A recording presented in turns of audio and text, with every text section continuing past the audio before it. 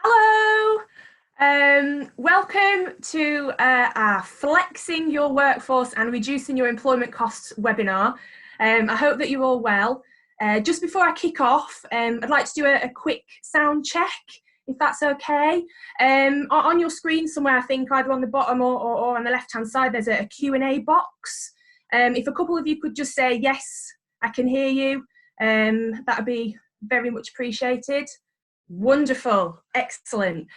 Okie doke. On that basis, then, I'm not anticipating any sort of connection issues or sound issues, but if there are any, I'm going to assume that they're at your end. But my colleague Louise is sat in the background as ever. So if there are any problems, then just type a note in that box and Louise will see you right. So for those of you who don't know me, I'm Charlotte Geesin, Head of Employment Law and Business Immigration at Haworths. And for those of you who've already attended one of my sessions, welcome back to my living room. 64 days, I think, being locked in here and still going strong. I hope that you're all well and coping with whatever this lockdown business is looking like for you. In terms of today's session then, hopefully it's going to be useful. Going to sort of start looking a little bit past furlough and at your options in terms of, as the title of the webinar suggests, flexing your workforce to meet with sort of changing business demands which may have been brought about somewhat unexpectedly as a result of the COVID crisis. Obviously linked in with that is going to be some discussion about the ways in which you can reduce your employment costs as well as a result of the COVID crisis, and to some extent the flexing your workforce bit knits very nicely with reducing your employment costs. In terms of the session, obviously it's listed for 30 minutes, but for those of you who know me, timing's not necessarily my strong point. So we might roll over 35, 40 minutes or so, but if you do need to log off before the end, that's totally fine. Going to take live Q&As during the session. I'll do my best to answer as many as I can. And anything that you do want to ask, just type in that little Q&A box. Many thanks for the questions that have already come forward. I've done my best to build in answers to as many as possible into this session, but where I haven't been able to do that, fear not. I'm going to be preparing another sort of Q&A document that will be sent to you tomorrow, hopefully, following this webinar, and which will also be uploaded to our blog, so you can have a look and see what I have to say in respect of any questions that I haven't answered. Right, so like I say, 64th day of lockdown. We're expecting another announcement from Boris Johnson on Thursday, and we'll see what happens there. We are also eagerly awaiting further guidance from Rishi Sunak this week with regards to the future of the furlough scheme. We're sort of on the edge of our seats really at Haworths, waiting for that information to come through, and we don't know what the government is going to say about the furlough scheme post the 31st of July. However, you may have seen in the news this weekend, the Times have reported that it is likely that employers are going to have to contribute between 20 and 30% of their furlough pay, even if they remain closed. There's also some talk about an increase contribution towards national insurance contributions as well. But obviously, watch this space. As soon as we get more information, we'll obviously let you know. I think, without getting political in any sense, the job retention scheme has been a complete lifeline for businesses, large and small, country and industry-wide. And whilst it isn't perfect, I think it's allowed many businesses certainly to weather the first part of this sort of COVID storm. Obviously the scheme's not going to last forever, and we can expect some changes in the next few weeks, although we do know that the scheme's obviously going to be in place in a fashion until the end of October. However, whether you're going to continue leaving your staff on furlough post July, or whether you're in a position where you need to actually start making changes to your workforce, either because you're thinking of reopening or because finances dictate, there are potentially a number of sort of options available to you when it comes to the employment law side of things, and that's obviously what I'm going to talk to you about today. There isn't going to be a one-size-fits-all approach here, and this webinar will seek to provide you with some general information about the main options, and each business will be different in terms of its needs, its desires, its existing contractual obligations when it comes to certain options available to you, and of course your willingness to accept risk as well. Some employers might be very, very risk averse, which is fine, but equally some employers actually might be prepared to take an amount of legal risk in order to achieve certain commercial benefits, again, which is completely understandable. Whatever it is you need, we are here for you. We will do absolutely everything that we can to support you through this next phase of the crisis. And please do get in touch with us for anything that you need. We're ready and waiting to help you.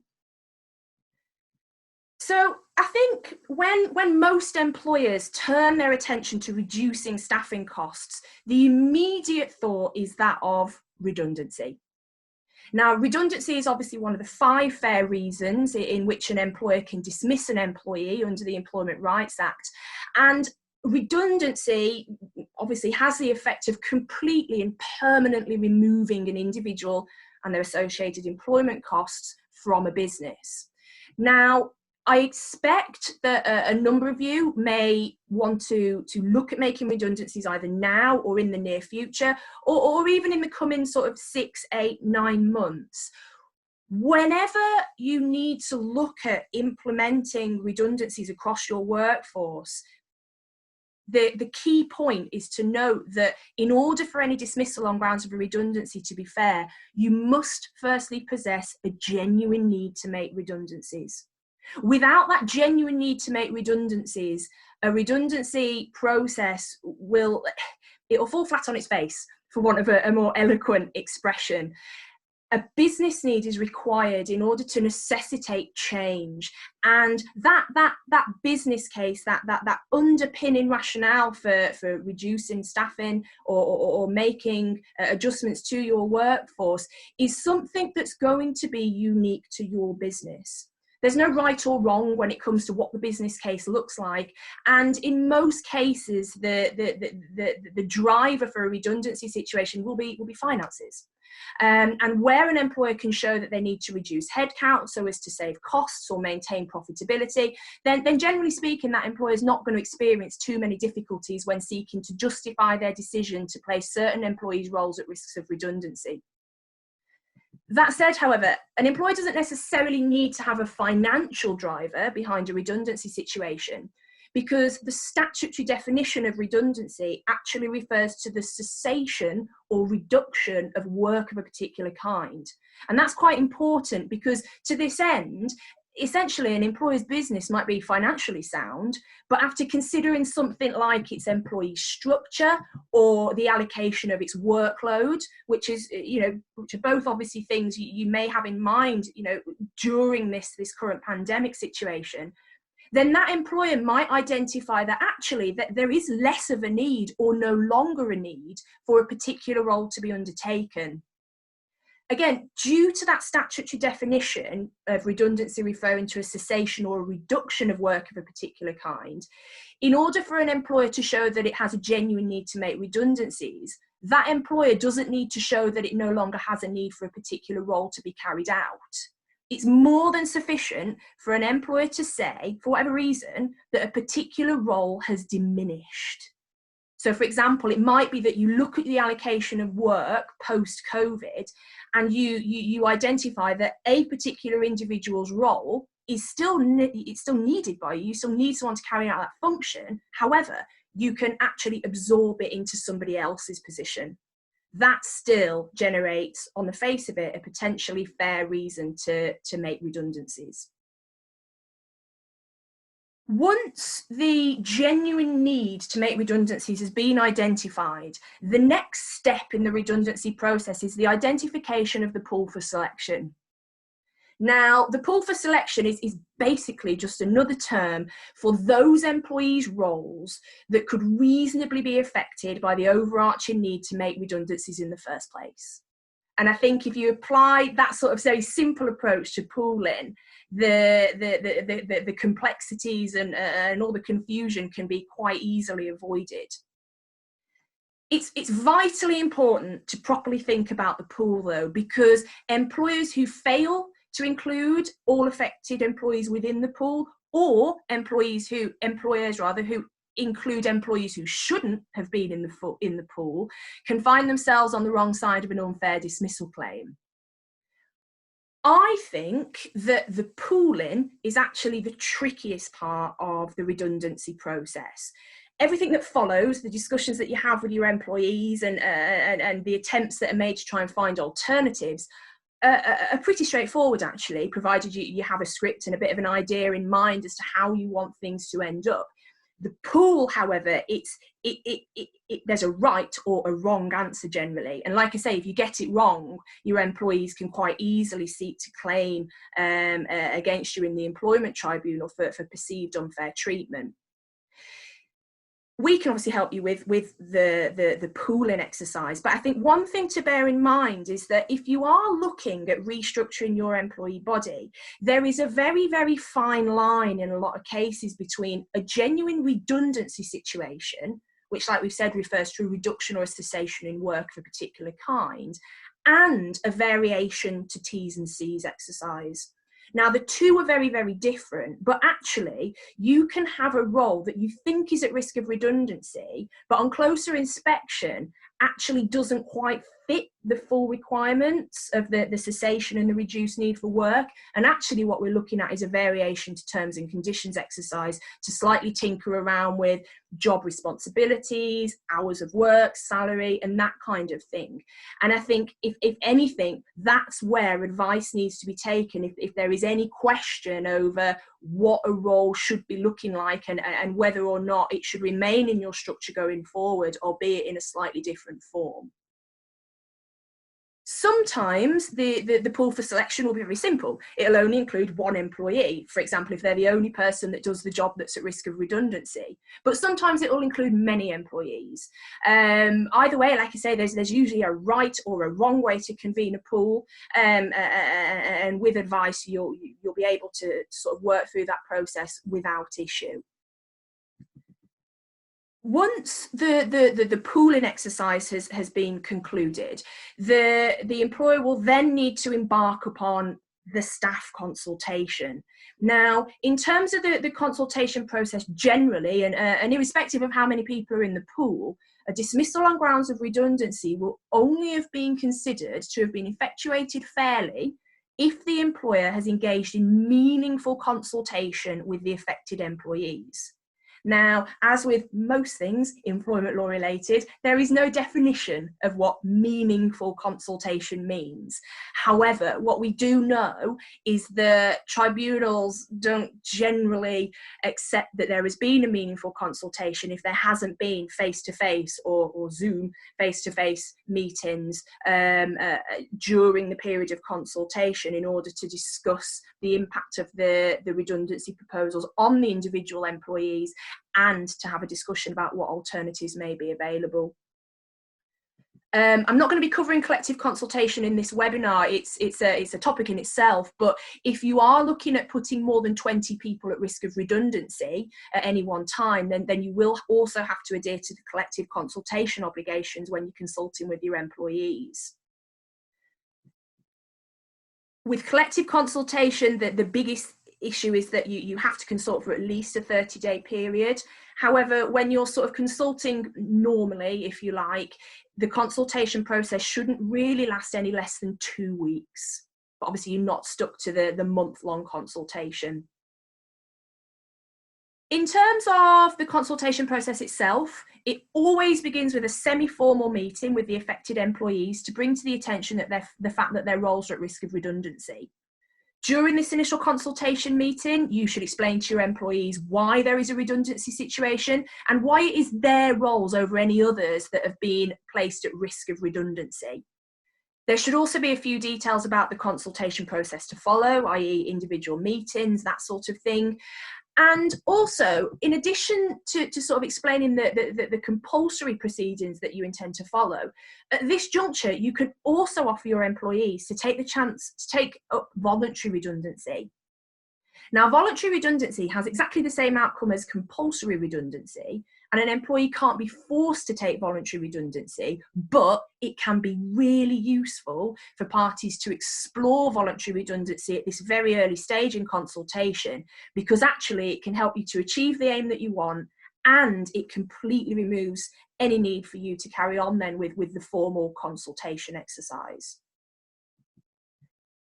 After the initial sort of at-risk meeting and after any initial conversations about voluntary redundancy, the form of the redundancy process will then very much depend on who is in the pool, the number of people in the pool, and of course your intended outcome.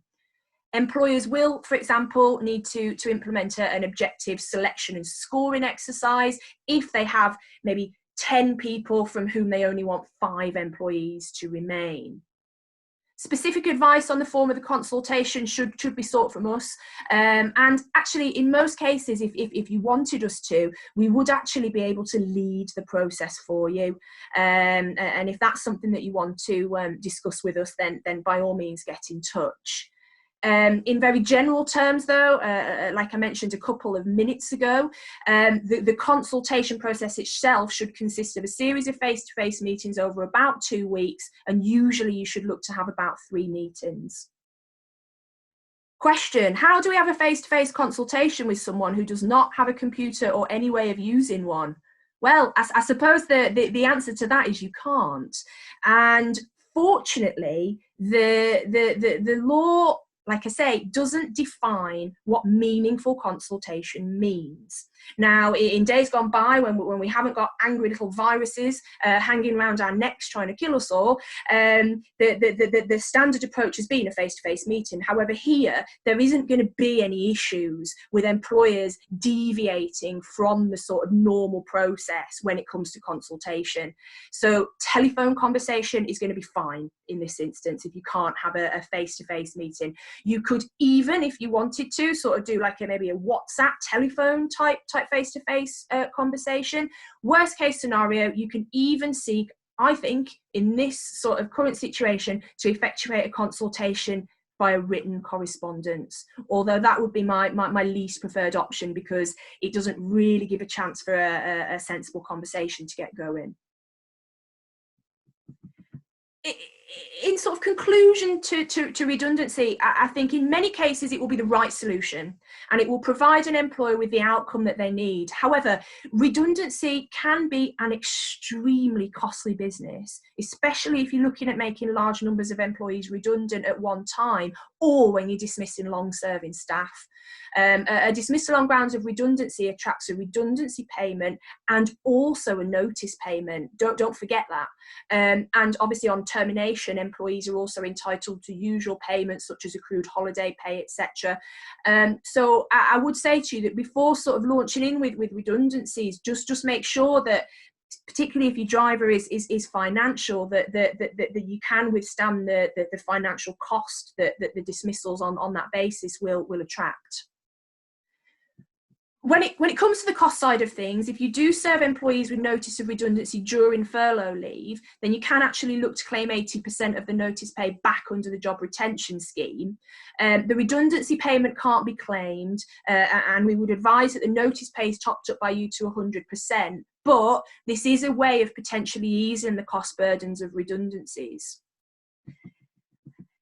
I wouldn't be sort of doing my job if I didn't sort of highlight the but in the serving of notice during furlough process, and that is there is a very serious question over whether or not a redundancy dismissal during furlough leave is actually going to be something that a tribunal will consider fair.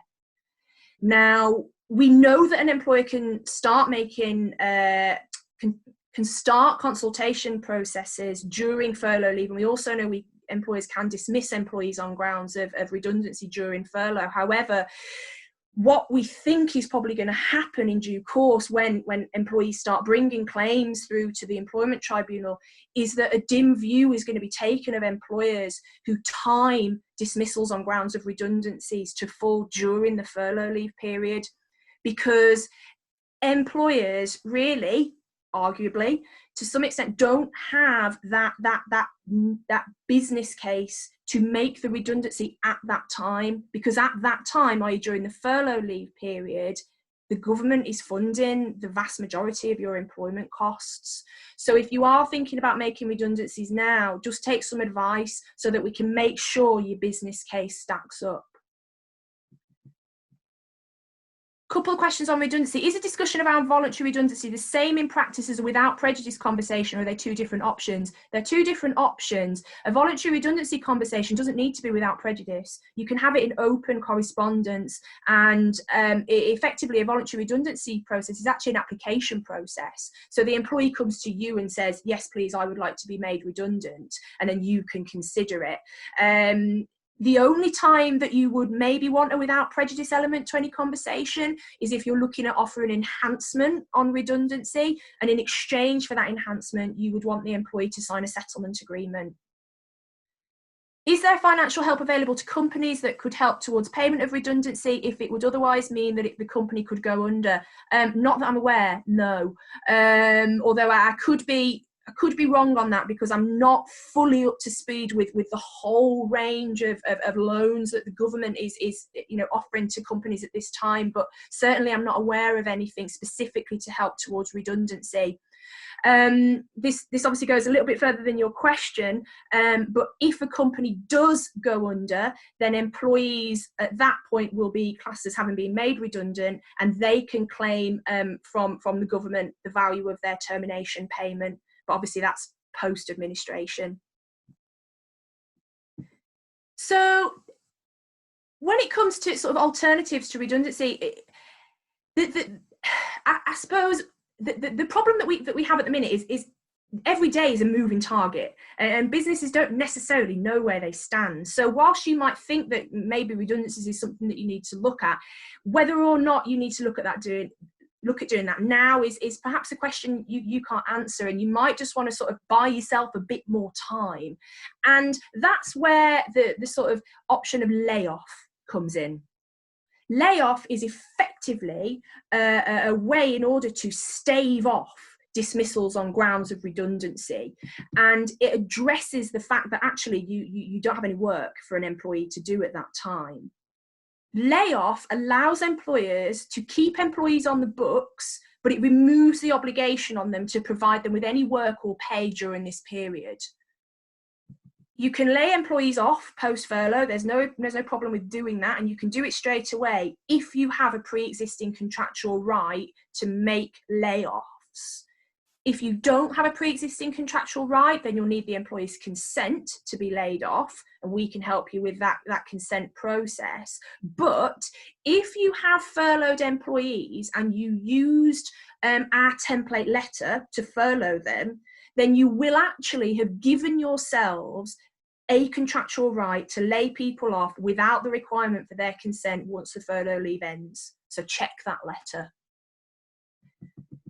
Layoff, like I say, it's a way to stave off redundancies, and it's essentially a period of time where the employer is entitled not to offer the employees any work for a number of weeks, and they're entitled not to pay them. The sort of sister option to layoff is short-time working, which is when an employer has some work but not 100% of work. In that case, the employer pays the employee for the hours that they work. With layoffs or with short-time working that sees employees dip below 50% of their normal hours, a statutory guarantee payment is due. Now, the statutory guarantee payment is less than peanuts. I don't know if anyone has an example of a smaller nut than a peanut, but if you have one, then that is the value of the statutory guarantee payment. It's 5 single payments of £30 over a 3-month period. So basically, the employee is entitled to £130 every 3 months during layoff, and that is it. It's nothing. The guarantee payment can either be paid as a chunk, so £130 as a one-off, or you can sort of stagger the 5 individual £30 payments across the 3-month period. It's entirely up to you. The sting in the tail with layoff is that after 4 continuous weeks of layoff or 6 non-continuous weeks of layoff, the employee can request a redundancy payment. Now, it's really difficult for an employer to push back on that request because it needs to show that there's a genuine chance of work returning very soon. So on that basis, layoff isn't necessarily a perfect solution long term. It's good in the interim while you're sort of buying yourself some time and working out if you do need to make redundancies. But be aware that after 4 or 6 weeks, you might be back in a situation where you're having to contemplate the cost of redundancy payments. I think that a lot of employers will sort of ride the furlough sort of storm very well. But then actually, without careful planning, it could actually be the redundancy type costs that sort of tip them over the edge. Couple of questions. Position on someone's rights to his employment period surpasses 2 years during furlough. You could make them redundant, but choose to wait. Yes, yeah. So obviously, any employee who has less than 2 years service can't bring a claim for unfair dismissal. If you are seeking to dismiss during the furlough period, then like I said before, it's the unfair dismissal risk that's the biggest risk. If someone doesn't have 2 years service, no risk. You could quite legitimately, I think, look to make a short-serving member of staff redundant during furlough without too much risk. Do holidays still accrue during layoff? Yes, they do. If an employee on a salary who is capped at £2,500 per month under the furlough scheme, can this be used as notice pay? Might need to talk to you in a little bit more detail about that one, Chris. But in answer to the second part of your question, yes, you would be under an obligation to ensure that the employee received 100% of their wage for any notice period that runs under the furlough scheme. The next sort of option when it comes to sort of flexing your workforce and managing your employment costs is changing terms and conditions of employment. And perhaps this provides a more pragmatic approach to the layoff and see type course of action. The variation to T's and C's sort of option provides employers with both a temporary option to temporarily vary T's and C's to again help you weather the COVID storm, but also it allows you to permanently vary T's and C's as well. It also allows the sort of middle ground, which is hey, can you sort of help us out please by agreeing this short variation in your T's and C's, but with you still reserving the right to make that a permanent variation in future if necessary. Variation to sort of T's and C's or the process can include everything. So it can include reductions in pay, reduction in hours of work, both in terms of timing and other contractual benefits. You can implement shift patterns and things like that. Creative thinking really is something that an employer sort of has the ability to do when it comes to varying T's and C's. The only thing that an employer must have when they're varying T's and C's, a bit like with the redundancy option, is a genuine business case that underpins and necessitates that change. So some very careful thought to what that business case actually is needs to be had before you start looking at changing your employees' terms and conditions. Changing terms and conditions is without a doubt probably one of the most complex areas of employment law practice, and it's one of the areas that exposes employers to significant legal risk, more so than redundancies. So it's vitally important that you do seek to take advice when you are seeking to change terms and conditions of your employees. This is even the case when a change is ostensibly to an employee's benefit, because believe it or not, employees will still moan about things that you try and do in their favour. And if you haven't followed the right process to positively vary terms and conditions, you can still be left facing a challenge from an employee who is unhappy about that decision. A contract of employment can be varied in a number of ways, by mutual agreement, by collective agreement, by variations allowed for already in the contract, by unilateral imposition of new terms, so that's when you force the change, or worst case scenario, by dismissal and re-engagement on the new terms. The correct course of action will depend on the changes being proposed, the number of employees affected, and of course your existing employment rights that are provided for within your contracts of employment. Although, without a doubt, the ideal way of making contractual changes is with your employees' consent, because if you've got your employees' consent, the scope for any dispute in the future is sort of minimised. And actually, in some cases anyway, consent is a prerequisite to any variation. Where you need to obtain your employees' consent, or where you want to obtain your employees' consent, then you'll have to go through a consultation process with your employees in order to try and obtain that. As with a redundancy consultation process, the consultation needs to be formal, and you'll need to meet with the individuals, again, on a maybe 2-3 occasion basis, and you'll have to comply with any internal consultation policies you might have and any statutory rules, again, on collective consultation if you're looking at changing the T's and C's of a large number of employees. Contracts of employment do sometimes contain flexibility clauses that sort of purport to allow the employer to unilaterally make changes to T's and C's. However, I cannot stress enough the importance of exercising significant care when you're seeking to rely on any such clauses as a means to automatically vary T's and C's. Overarching terms such as we reserve the right to make reasonable changes to your terms and conditions are, in my view, essentially useless, because they're meaningless. They don't offer any certainty, and you can't have a clause like that which an employer could in theory seek to change something as minor as, I don't know, a reporting line under the contract of employment to a reduction in pay. Tribunals have absolutely no sympathy, generally speaking, for employers who seek to rely on those types of clauses, although they're beneficial in the sense that when you start the conversations off with your employees, you can say, oh, and it is mentioned in your contract that we are allowed to change the T's and C's. So from a perception-wise, that there is an amount of use in them. If staff refuse to agree changes, then employers can try and impose contractual variations without consent.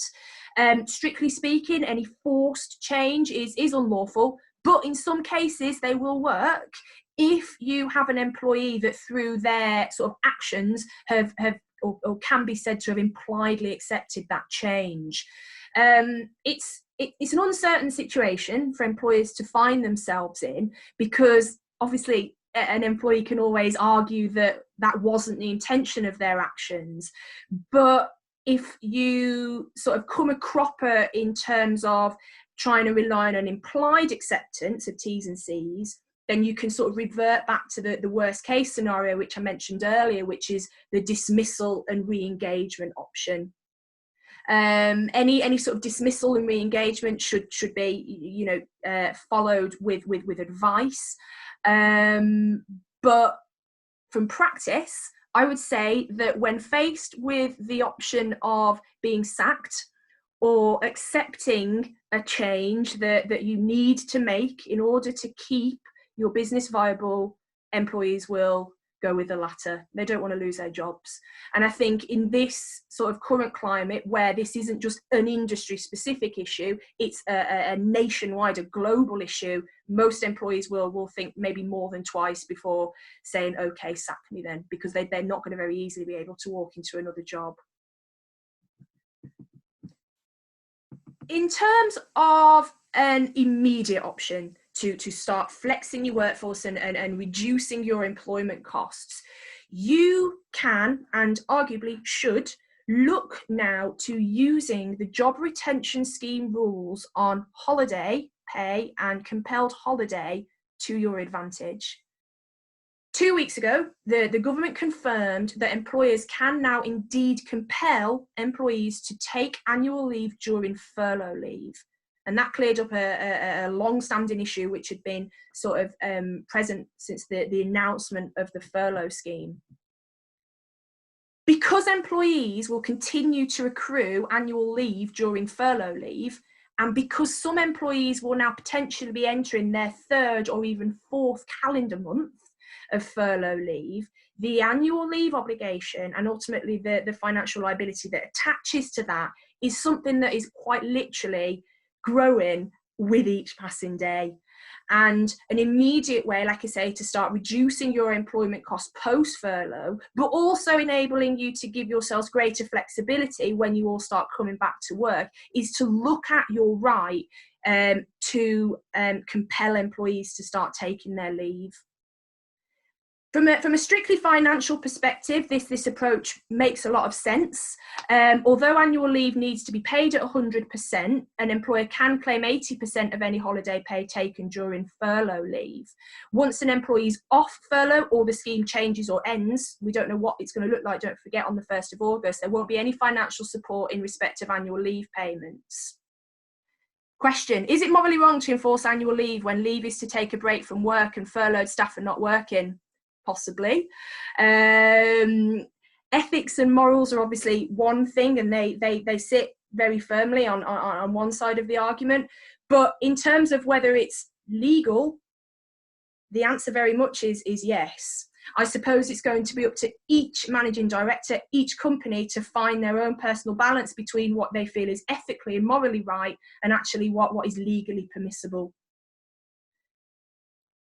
When it comes to compelling employees during furlough leave, and also, don't forget, this right to compel employees to take annual leave applies to all of your staff, not just those who are on furlough leave.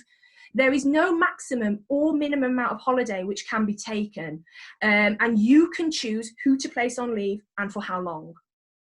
To my mind, it seems to make sense to look at your employees who have the most holiday, or perhaps those employees who you know you will struggle without when you come back to work, and who you don't really want to sort of see absent on weeks and weeks of annual leave once you do start sort of hopefully resuming normal operations.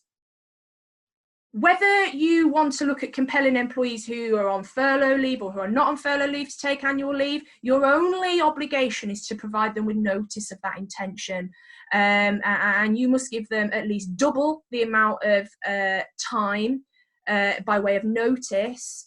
Hang on, I haven't explained that very well. If you want an employee to take 1 week's holiday, you've got to give them 2 weeks notice. So the notice period has to be double the amount of time that the holiday is, if that makes sense. Hopefully it does. Does that mean we can compel different employees to take different amounts of leave? Yes, it does. As long as obviously you've got an explanation that isn't discriminatory as to why you are seeking to implement different measures across different people within the workforce. As well as compelling employees to take annual leave during furlough, you can also now use the new rollover provisions that the Working Time Regulation amendments have brought. These amendment regs allow employers to roll up to 20 days annual leave for each employee across the next 2 leave years, where it hasn't been possible for you, or well, reasonably practicable for the leave to be taken this year due to COVID. The rollover, like I say, applies to all employees, not just furloughed staff. And in some cases, this rollover will actually allow you to spread the liability for 20 days holiday across 3 leave years if you count this leave year. I think that whether or not you're going to want to try and make use of the rollover provision, there is some merit in you looking at some kind of holiday rota for your organizations, or for certain departments within your organizations, that allows you to spread the holiday payments across an amount of time that works for you.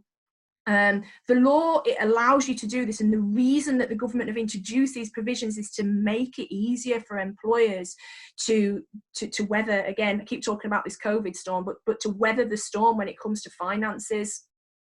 So I don't, from a legal perspective, I don't see any problems with you seeking to use those to your commercial advantage. There are a couple of perils with spreading the annual leave liability, and that is predominantly when you have an employee who leaves your employment. Obviously they're entitled to all of their accrued but untaken annual leave on termination.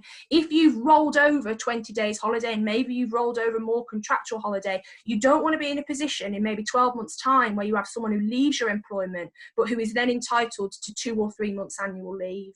So that is something, again, just to maybe be mindful of if you do seek to look at implementing some kind of rota system or policy for managing the spread of annual leave.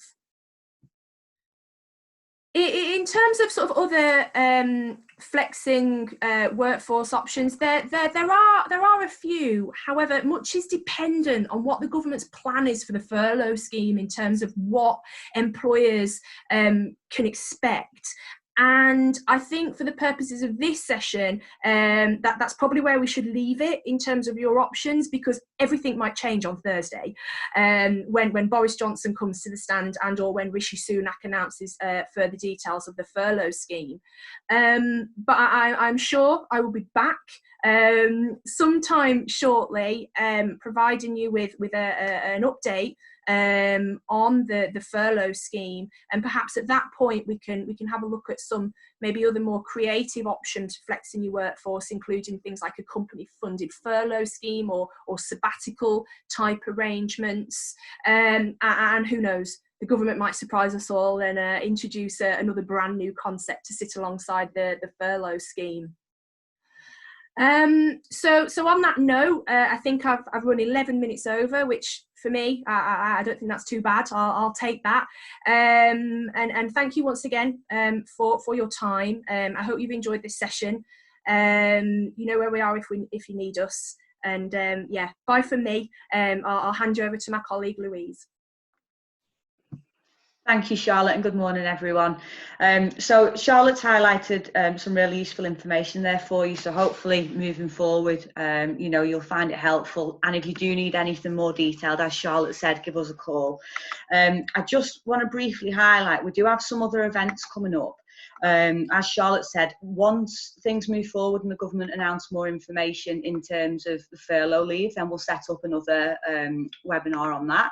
And also we are planning in an event on flexible working and home working requests, as people are getting a lot of requests from employees that don't necessarily want to go back to the office. And as soon as we've confirmed a date for that, we will let you know and get you an invite sent out.